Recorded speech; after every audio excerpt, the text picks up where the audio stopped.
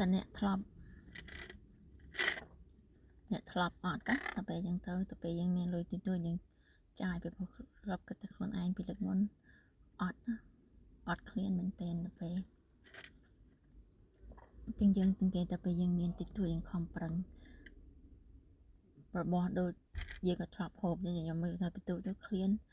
ហូបតរ៉េនឃ្លានហូបស្វាយឃ្លានហូបអីមិនតាមានលុយទិញទេអង្គុយមើលមកគេចឹងណាប៉ុន្តែ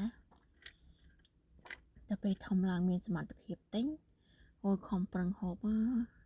តែពេលចឹងទៅមានអារម្មណ៍ថាអ្នកដល់តៃតកាលដែរបើកាលខ្ញុំពួកខ្ញុំមកទូចវិញ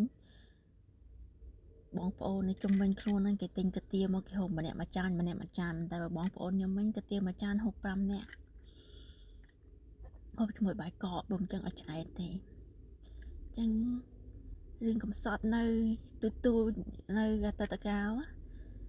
ពីមុនហ្នឹងមានណាគេចែកឲ្យយើងដឹងទេតតអ្នកនៅក្នុងផ្ទះយើងមិនយើងដឹងគ្រប់រឿងអ្នកខ្លះហើយនៅផ្ទះជាមួយគ្នាអត់ដឹងរឿងទៀតចឹងពេលយើងឃើញគេ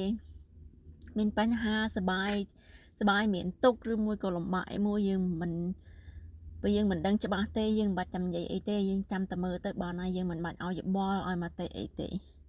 បើយើងជួយអីបានយើងនៅស្ងៀមទៅមិនបាច់ចាំឲ្យមតិមកពីចេះចោះអីទេព្រោះយើងអត់ដឹងទេអត់ដឹងច្បាស់ទេអ្នកខ្លះនៅផ្ទះជាមួយគ្នាយើងនៅមិនដឹងរឿងផងបងប្អូនអ្នកខ្លះមិនដឹងរឿងច្បាស់ទេតទៅយើងនៅនឹងអីនឹងមិនដឹងរឿងច្បាស់ចិត្តគ្នាខ្លាំងមែនទេមិនដឹងរឿងច្បាស់អញ្ចឹងគិតថាបើសិនជាយើងអត់ដឹងរឿងអីទេអត់ដឹងរឿងគេទេយើងនិយាយពាក្យល្អដើម្បីគ្រប់ត្រូលឬមួយក៏មិនបាច់និយាយអីទាំងអស់ទេមិនបាច់ឲ្យមតិយោបល់អីទេយើងចាំតែមើលទៅនឹងល្អជាងឲ្យមតិយោបល់ឲ្យមកអ្នកឯងមកពីចេះអត់ទេជាងនៅស្ងៀមទៅមិនបាច់ឲ្យមតិដូចពាក្យចាស់ថាចង្គៀងដុតផ្ទះណាភ្លឺផ្ទះហ្នឹង